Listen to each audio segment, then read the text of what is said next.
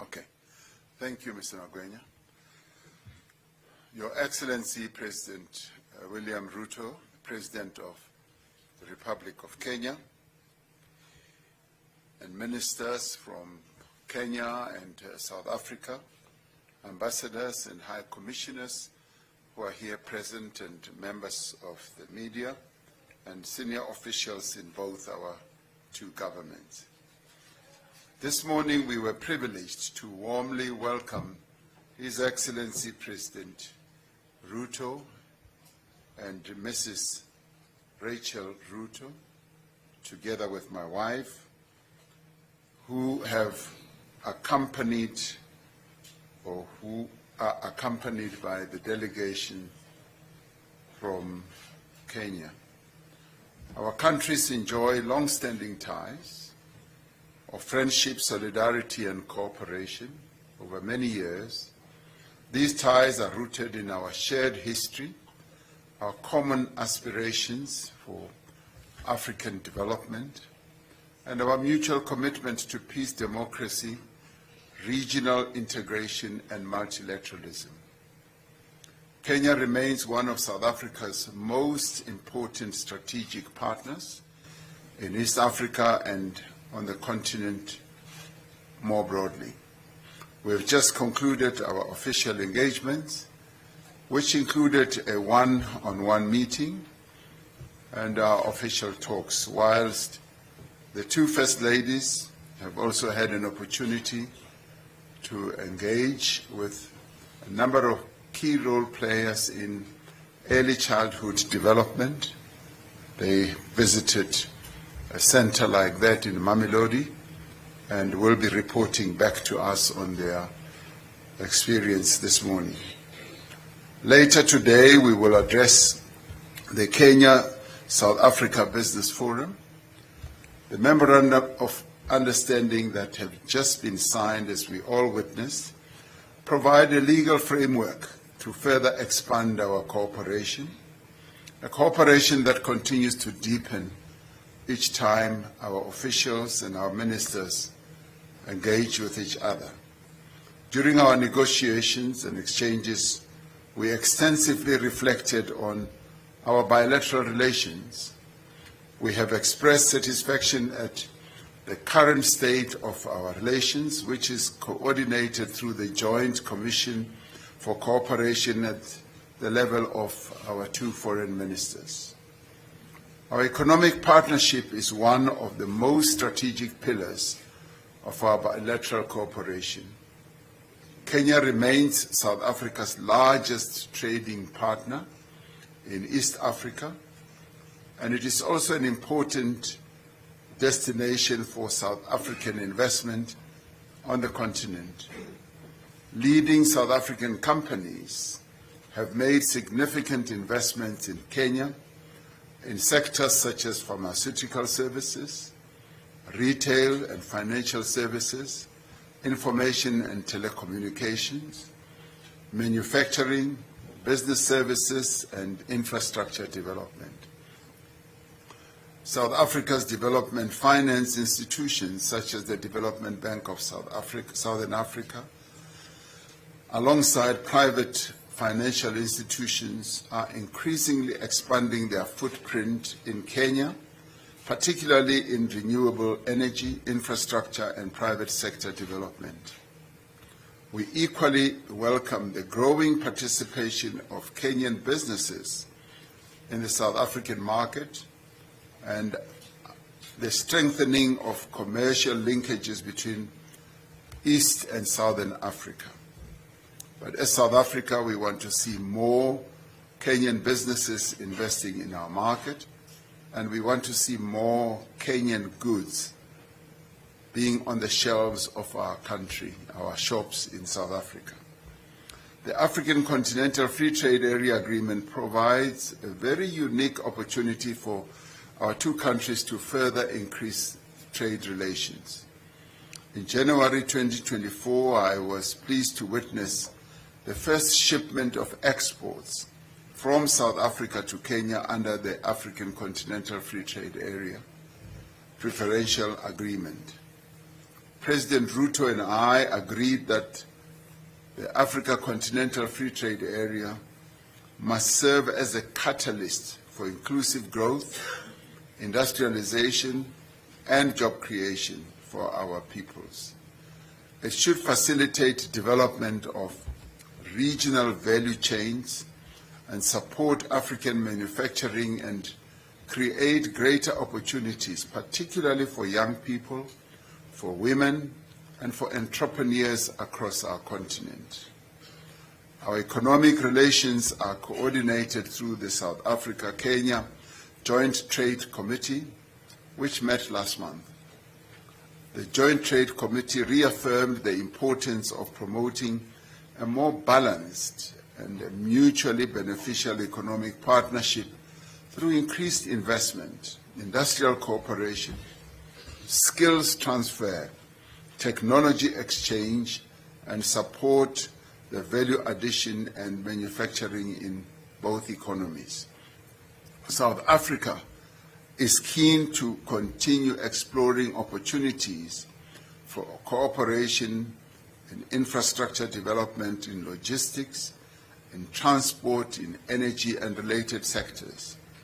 And South Africa appreciates Kenya's key role as a gateway to East Africa and as one of the leading voices on matters of peace, security and development on the continent. We reaffirmed our shared commitment to strengthening the African Union and its institutions and ensuring that Africa speaks with one voice in addressing continental and global challenges. And in this regard, we appreciated and thanked the important role that President Ruto is playing to strengthen the African Union through the various reforms that must be concluded to make the African Union stronger and to make it much more effective. As vibrant democracy with deep constitutional traditions, South Africa and Kenya remain committed to the principles of good governance, of accountability, inclusive development, and the respect of the rule of law. In this regard, I conveyed my best wishes to President Ruto and the people of Kenya as they continue for the country's preparations towards the 2027 elections. I also wish to extend my heartfelt congratulations to you, Your Excellency, and the Republic of Kenya for being among the 3 nations chosen to host the Africa Cup of Nations next year, alongside Uganda and Tanzania. This is truly a proud and historic moment for East Africa. This state visit has further strengthened the bonds of friendship and cooperation between our 2 countries. It has, in my view, laid a much firmer foundation for deeper collaboration in trade, in investment, in industrialization, and infrastructure development, skills development, and the regional integration that we so yearn to see. Together, South Africa and Kenya will continue to work to advance the prosperity of our peoples and contribute to the realization of the African Union's Agenda 2063 vision and an integrated, peaceful, and prosperous continent. So we thank you once again, President Ruto, for having taken time out of your busy schedule to come to South Africa for a state visit, which we hope you are enjoying immensely, particularly our hospitality. Our hospitality is second to none, as you well know, as yours is also second to none. So thank you for coming to the most beautiful country on the African continent. Together with Kenya, there are no other 2 countries that are as beautiful as our 2 countries. So thank you for being here. Thank you.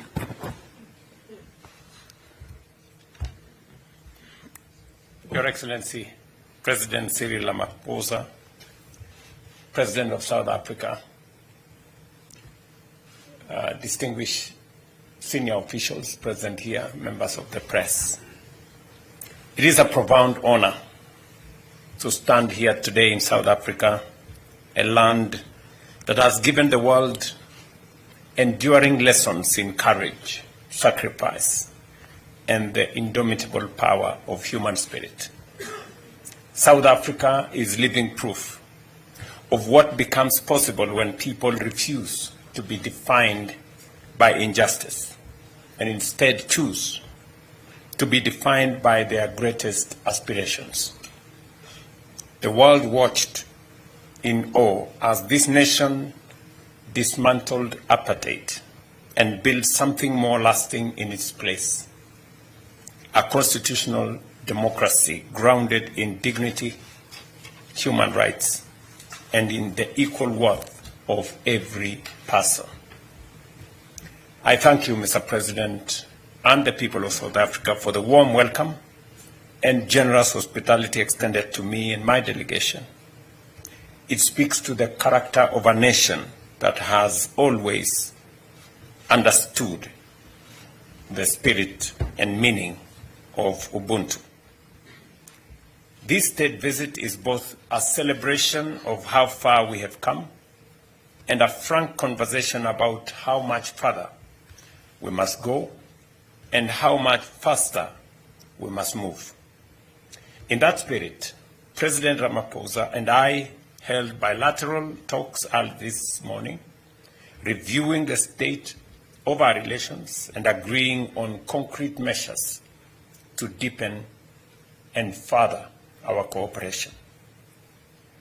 We met at a moment when the world order is shifting, when what was once certain is now in doubt, when multilateral institutions are being questioned, and when Africa's role is shaping global outcomes has never been more consequential or more contested.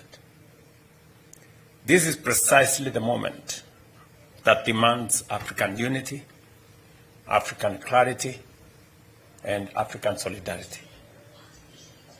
I commend President Ramaphosa for South Africa's outstanding leadership during the G20 presidency from December 2024 to November 2025. Mr. President, you used that platform to do exactly what was required: to center Africa's development priorities, to press for reforms of the international financial architecture, international financial governance, and to ensure that the Global South was given the weight it deserves. Today, Kenya and South Africa stand together in advocating a reimagined global order, one built not without Africa, but with Africa fully represented, fully engaged, and at the center of it. We are not asking to be admitted to someone else's architecture. We are asserting our rightful place among the architects of the new global order. Our two nations have never been strangers to each other's struggles. Long before our High Commissions opened in 1994, the year of South Africa's democratic rebirth, we were bound by the shared experience of colonialism, by the solidarity of our liberation movements, and by the common dream of an Africa that governs itself, feeds itself, and speaks for itself. Over 3 decades, we have built one of the most impactful partnerships on the continent, grounded in mutual respect, shared values, and a common vision for the prosperity of our people. That partnership was institutionalized through the Joint Commission for Cooperation in 2007, and today we have directed that the second session of the JCC convenes as scheduled following this visit. We further welcome the ongoing work to elevate the Commission into a strategic partnership framework, a stronger, more comprehensive for the years to come. As a statement to our growing ties, we have today witnessed the signing of 6 instruments on trade facilitation through cooperation in standards, regulation, and metrology, on shipping and maritime cooperation, and on partnerships in gender equality and women's empowerment, technical and vocational education, arts and heritage, and sports and recreation. On trade and investment, we noted with satisfaction the upward trajectory of our bilateral trade, which grew from US $590 million in 2024 to $650 million in 2025, an increase of $60 million or more than 10% in a single year. This momentum must not only be sustained, but we must also accelerate. We acknowledge that real obstacles still remain, including tariff and non-tariff barriers, limited market access, and regulatory constraints. We therefore directed our trade ministers to dismantle these barriers by fully implementing the directives of the 7th Joint Technical Committee and Trade Committee. We further agreed to harness the Tripartite Alliance and the Africa Continental Free Trade Area to expand access, reduce costs, and unlock the full promise of intra-African trade. Ladies and gentlemen, we took stock too of robust investment flows over the past 5 years, with enterprises from both countries now present across banking, telecommunication, fintech, logistics, education, aviation, and retail. This reflects the natural complementarity of our economies and the confidence of our private sectors. We welcome the proposed Kenya-South Africa Business Council and commended the business forum convened alongside this visit, which turns commitment into commerce. We affirmed health, aviation, and education as strategic pillars of our shared development and as sectors that improve the well-being of our citizens, connects our people, and builds the human capital that will shape our continent's future. We commended the visa-free regime in place since 2023, which has measurably boosted tourism, trade, and cultural exchange between our two countries, and committed to resolving the outstanding challenges that remain. We were briefed in the earlier meeting that in 2025 alone, 58,000 arrivals were recorded from Kenya, signaling very robust engagement between our two countries. Today, during our bilateral discussions, the Ministry of Tourism of South Africa informed us that Kenyans visiting South Africa have increased by 18.7% since the introduction of the 90-day visa-free entry policy. This stands as a compelling evidence that when managed effectively, the movement of people across borders can create shared prosperity, strengthen ties between nations, and deliver tangible benefits for all. On peace and security, we reaffirmed that stability is the foundation of all development. We pledged sustained cooperation with the African Union, the United Nations, and other multilateral organizations united in the conviction that lasting peace is both a shared responsibility and a shared reward. as two of Africa's most influential voices, South Africa and Kenya, are determined that our continent should shape global outcomes and not merely respond to them. Let me close with the standard against which I believe we must measure everything done in our meetings, that outcomes and impact will shape every commitment that we have signed and every MOU that has been signed here today. That is the standard, and I believe Kenya and South Africa, working together in honesty and determination, are fully capable of meeting. Thank you, Your Excellency, Mr. President. I look forward to elevating our partnership to even greater heights for the mutual benefit of our two nations and our two peoples. I thank you.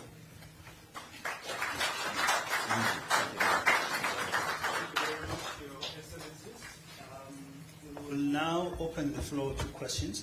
I'm going to take first two questions, Tando, and take Zeneki from Newsroom. Please introduce yourself and the news outlet you represent. Thank you. Good afternoon. My name is Tando Mayago, and I'm from the Business Day here in South Africa. To both presidents, my questions to both of you is, at a time of growing geopolitical fragmentation and competition between major powers, how can South Africa and Kenya position themselves as influential African middle powers rather than simply arenas for global rivalry? And my question to President Cyril Ramaphosa is that there has been discussions around sending diplomatic envoys to neighboring countries on migration and regional stability. Is South Africa considering a more formal diplomatic initiative with states in the region to manage migration flows and ease the current tensions? Thank you very much. Zenigo, please pass the mic to Zenigo.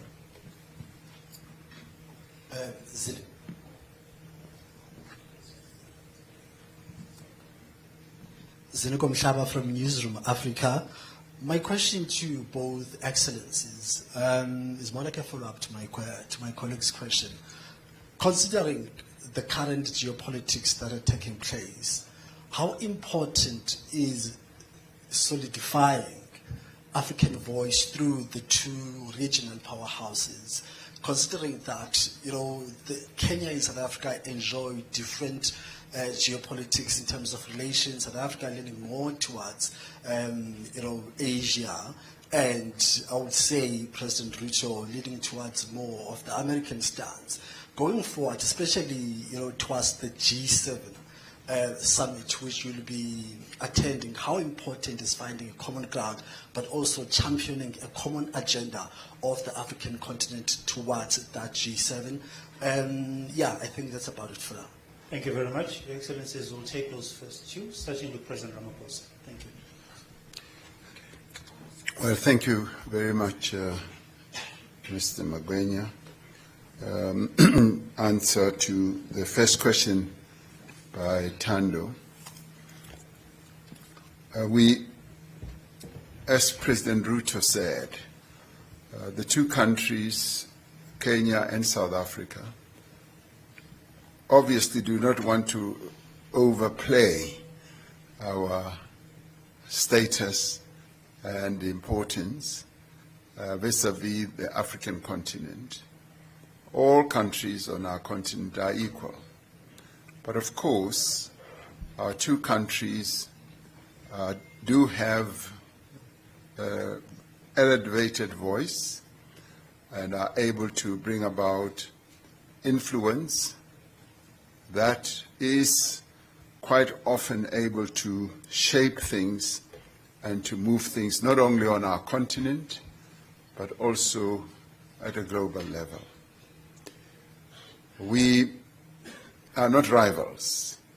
South Africa and Kenya never see ourselves as rivals. We are complementary, and we have our own special strategic relationship that speaks to friendship, that speaks to respect, and that speaks to equality between our two nations. And we always find that we are so well aligned on many issues, both in dealing with national issues as well as in dealing with continental matters and global matters as well. And in doing so, we've always sought to deepen each other's cooperation between ourselves in the way we collaborate as we deal with matters at the AU, for instance, but also as well as we deal with matters between our two regions, East Africa and SADC. And when there were problems, for instance, in the DRC, it was the two regions, the two countries that fostered the whole quest for peace and the resolution of the conflict in the DRC. I found that working together at close range like that between South Africa and Kenya, we were able to see eye to eye on a number of issues. Kenya is playing a very important role in seeking to resolve the challenges that the Sudan is facing. South Africa plays an important role in seeking to resolve the challenges in South Sudan. So our work is based on cooperation. We cooperate well together, and we are able to come up with initiatives that are aligned, that are aimed at resolving problems on a peaceful basis, and that are aimed at advancing the interests not only of our two countries, but also of other countries, sister countries on our continent. In relation to the migration issue that South Africa is having to address at the moment, yes, we are considering a number of initiatives. And at the diplomatic level, we are talking to a number of sister countries on our continent with a view of getting more understanding, but beyond understanding the challenges that we face of getting various countries to work with us. Africa should develop a much stronger method of helping each other to resolve problems, continental problems and national problems. And we have found joy in being able to talk at a deep level with various leaders, including this morning with President Ruto, when we shared some thoughts and ideas on how best this challenge can be resolved. Yes, there will be envoys. Yes, there will be people that we will send around, not only on the continent, but also around the world. What we seek to do is to get the issue of migration so broadly and properly addressed, and where we should get as many key role players, countries, leaders in countries, to work together to address the challenge of migration. South Africa is not the only country that is facing the challenge of migration, and we want to learn from how others have dealt with it and how they've dealt with the intricate problems that we are dealing with. South Africa has become an oasis of people who want to come here for a whole number of reasons. We need to be working with all other sister countries to see how best this challenge is resolved in the interests not only of South Africans, but in the interests of various other countries too, as well on our continent. Was that only for the first question? Yes, sir. So I should leave the second question for later. That's also okay. Okay. Second. Okay. Thank you very much. I think I will take both questions because they somehow are related. I would do the same.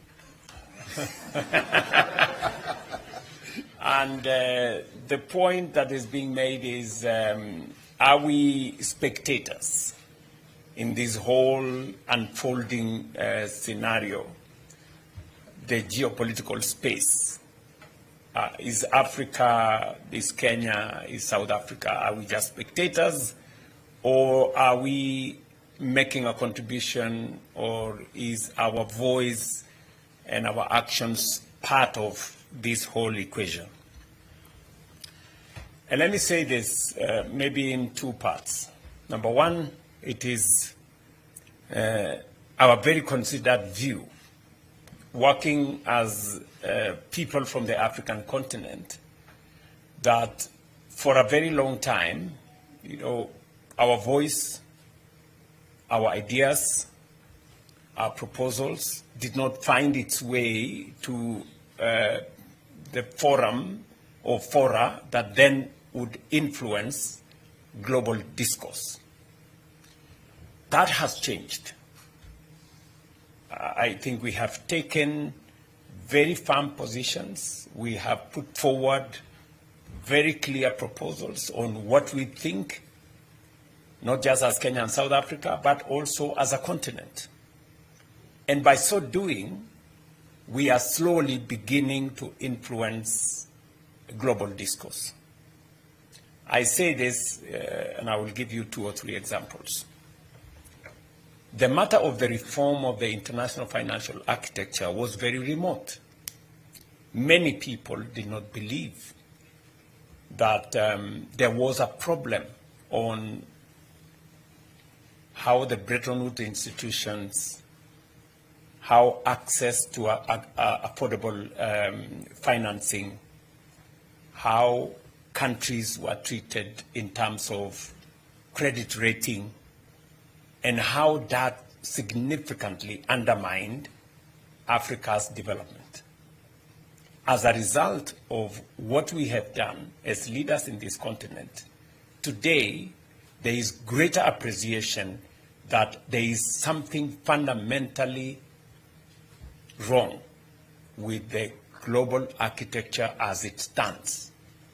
And today, in every forum, there is an admission that there is need for reform of both global governance and the global financial architecture, to the extent that now we have an African credit rating agency to bring into the equation an African perspective on what is the real position, what is the real risk assessment of African economies.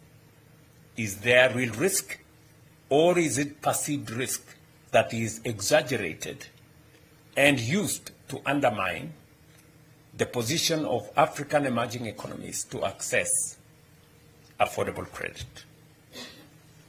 There is a realization by the global financial architecture that they need to redesign their engagement with the African continent. And we are seeing changes in how the World Bank operates, how IMF operates, how other DFIs are operating, and there is greater appreciation. So we are not just bystanders.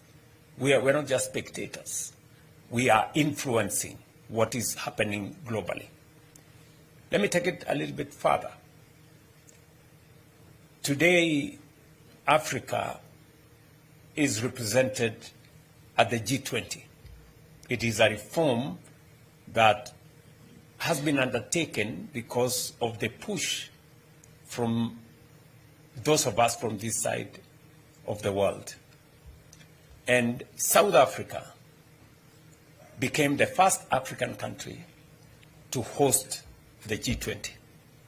And I have said here that we commend South Africa and President Ramaphosa specifically for taking the stage and positioning Africa rightfully and our priorities and our concerns and what we believe the world should look at going forward.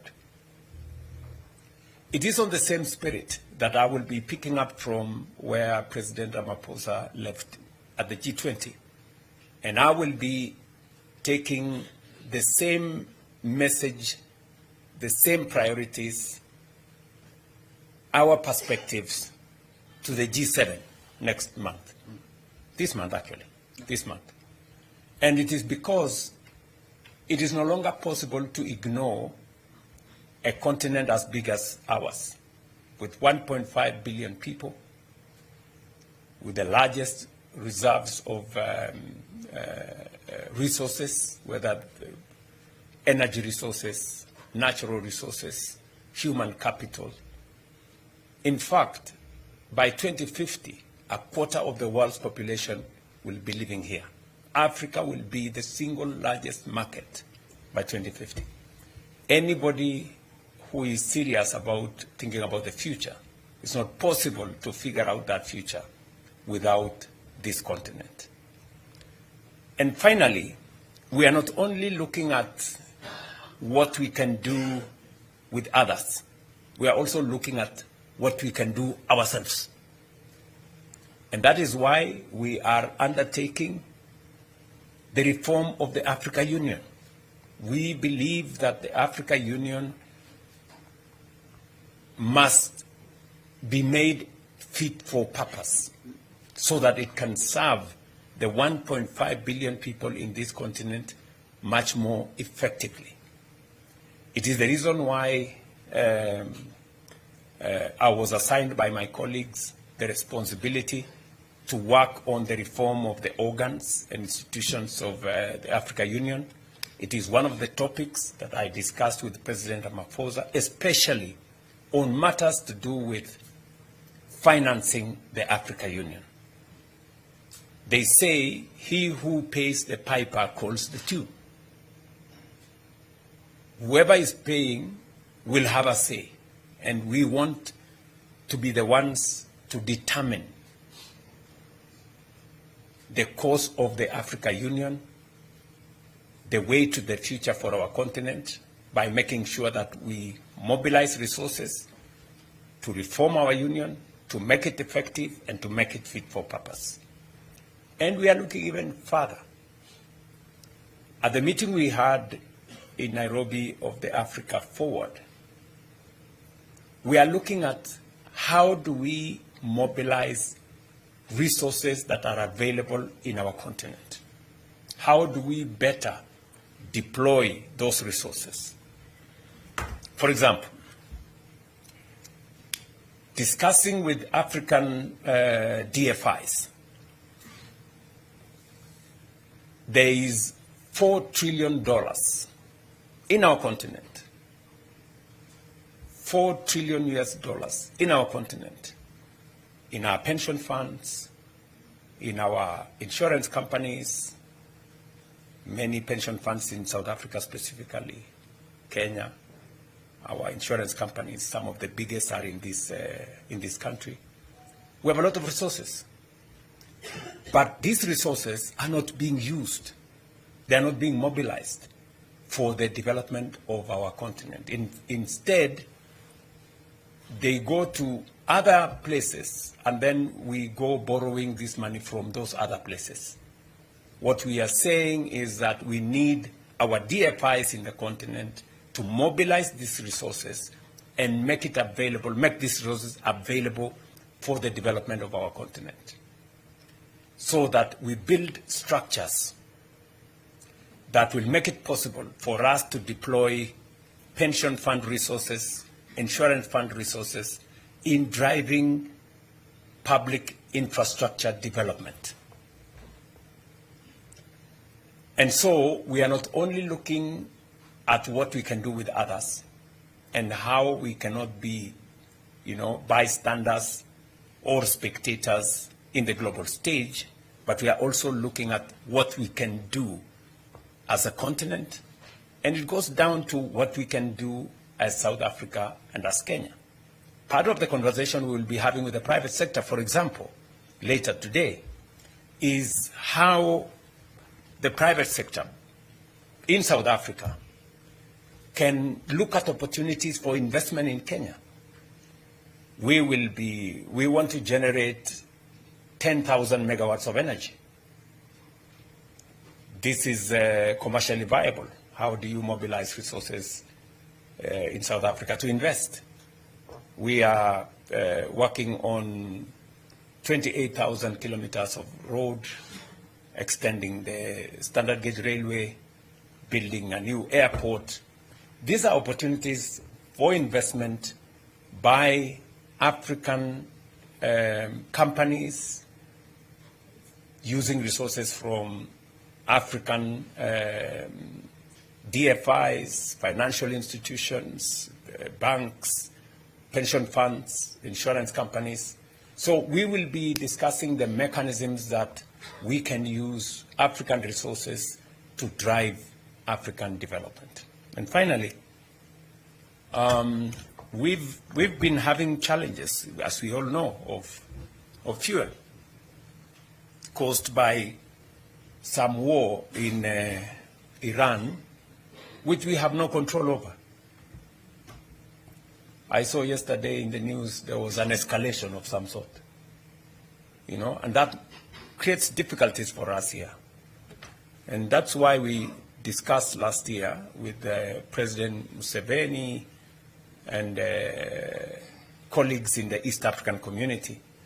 And we have decided that we're going to invest in an East African refinery so that we can guarantee our own fuel requirements. And we will continue to look at how do we create more resilience within, even as we build partnerships with others. And this is how we are re-engineering our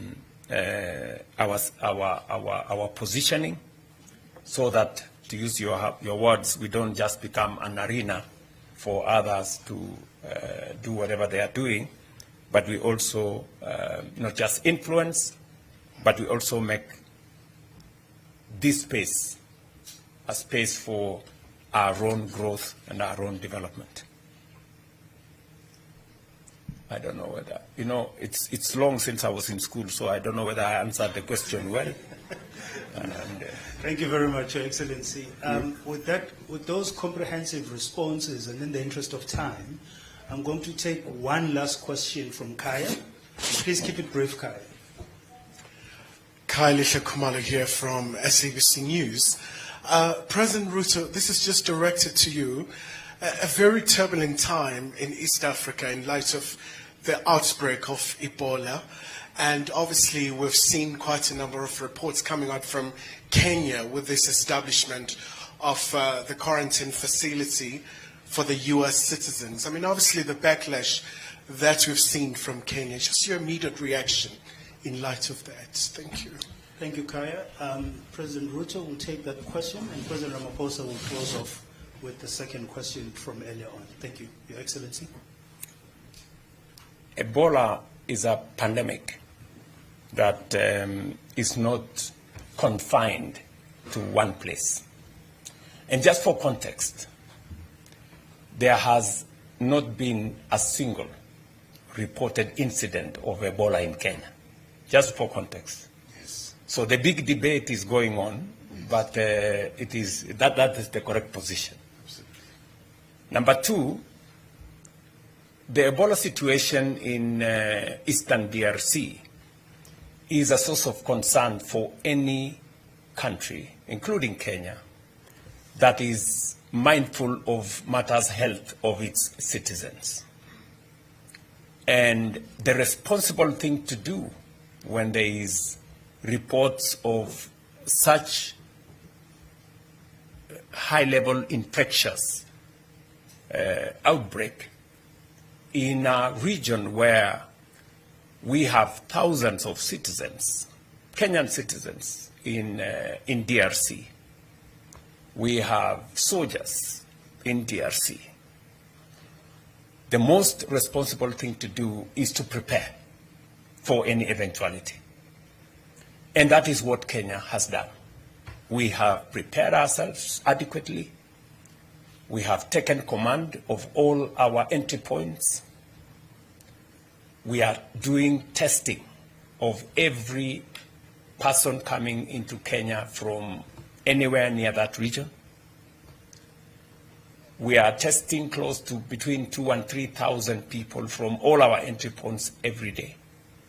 We have mobilized resources, testing kits,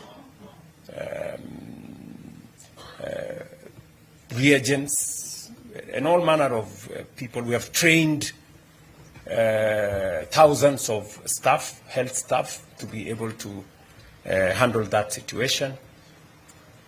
We have now isolation facilities, 23 of them across the country, in different parts of the country. And one of the facilities that has now raised a bit of controversy is the facility we agreed to set up in conjunction with the Americans in one of our military air bases. And why have we done that?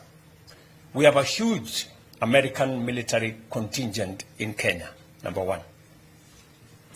Number two, we have set up the 23 other isolation places in Kenya with the support of friends, among them the Americans, our own resources, but also with the support of Americans.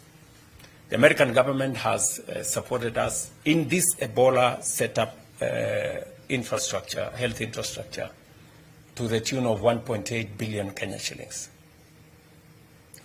And they did make a request to us to, in the process of setting up all the other facilities, to also set up one where they can use in the event that their citizens, their soldiers, some of them in Kenya or from elsewhere, if they are in a situation, then they can use that facility. For context again, even if the Americans had not set up that facility at the military base, if there was any American in Kenya, we would take them to a Kenyan facility. We would not throw them out, because the Constitution of Kenya tells us that we are responsible for the health of the citizens of Kenya, including those who are in Kenya at any one time. So what you see as a debate in Kenya is lack of information. You know, people who may not have enough information to understand what we are doing.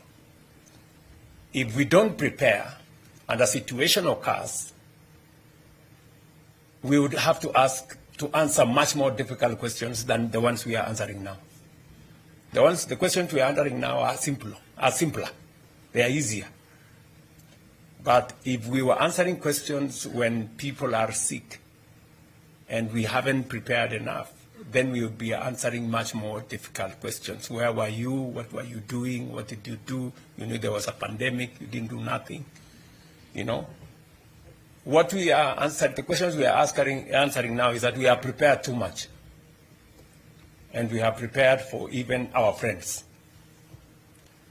And you see, I ask the people of my great country that the American people and government have been partners with us on matters health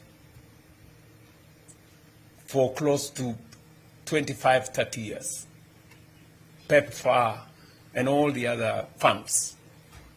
American resources, American taxpayers' resources have been used to support Kenyan health infrastructure.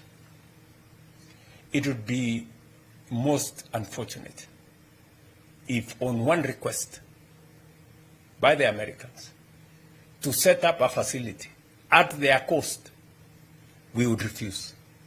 We would look very inhuman, you know.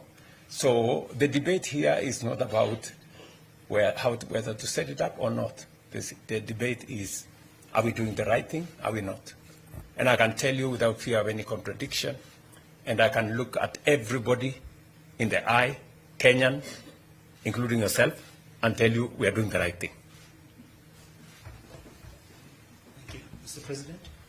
Well, thank you very much. Let me just comment on this whole initiative on Ebola.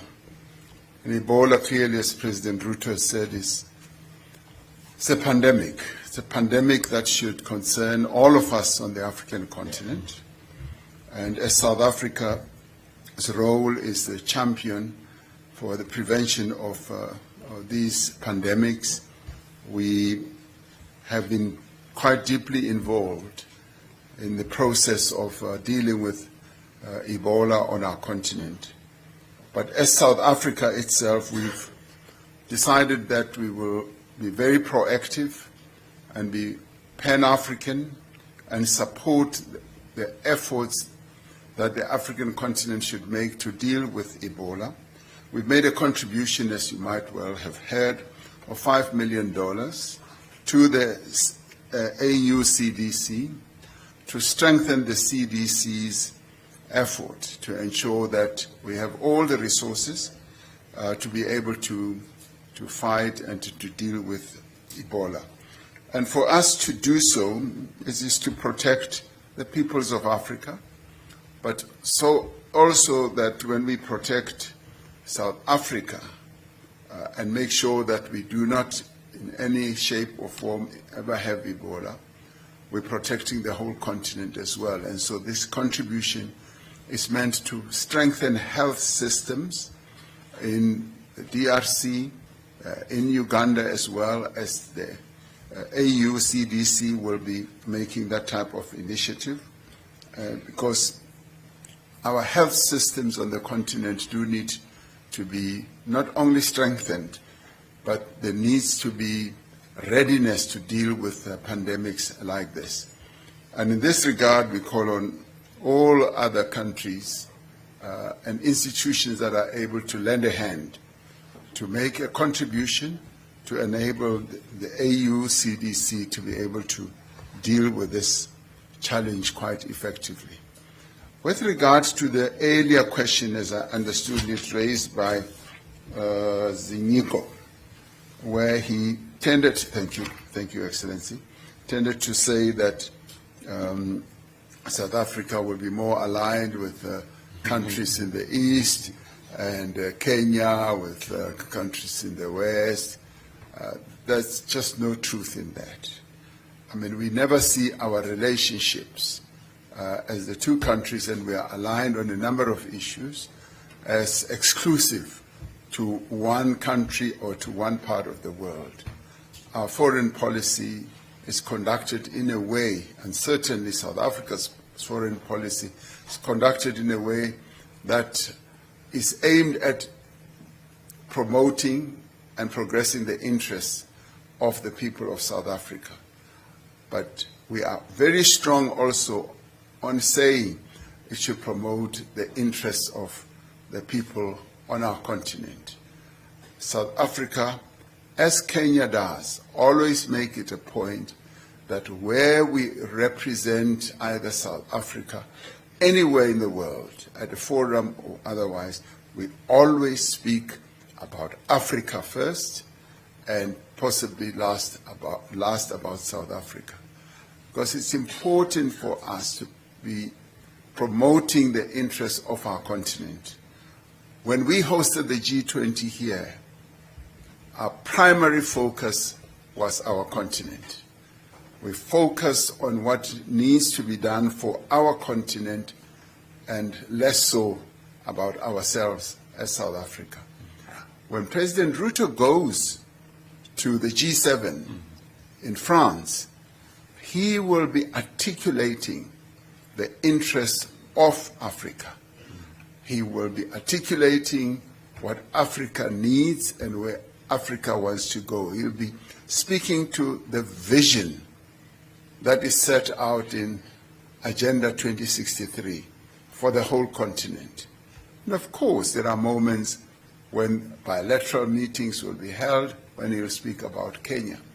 But our primary focus as leaders, and certainly in my case and President Ruto's case, is to uphold and promote the interests of our continent. So, and we never see a contradiction in who is given the space, the platform, and the opportunity to attend whatever forum. It was South Africa that, as this only member, African member of the G20, that advocated very, very strongly, aided and abetted by our continent, of course, that the AU should be represented in the G20. We've achieved that.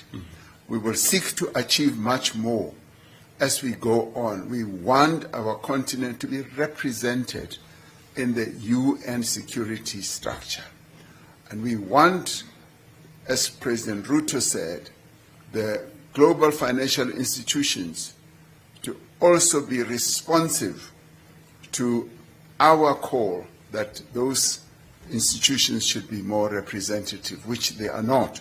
And that message is sinking in, and it is sinking in through the influence that countries such as Kenya, South Africa, and many others on our continent are bringing to bear to these global arguments. And correctly so, we have chosen not to be spectators. And we have also chosen not to be quiet. So we are noisy Africans. And we will always be noisy, very, very noisy on African issues on the global stage. You will listen to him when he speaks at the G7. His voice will even be more elevated, better than today, because we are going to be very noisy when we get there. Thank you very much. Let me, Mr. President, just so that these people understand. Yes. South Africa and Kenya are neither looking east nor are we looking west. We are looking forward. That's it.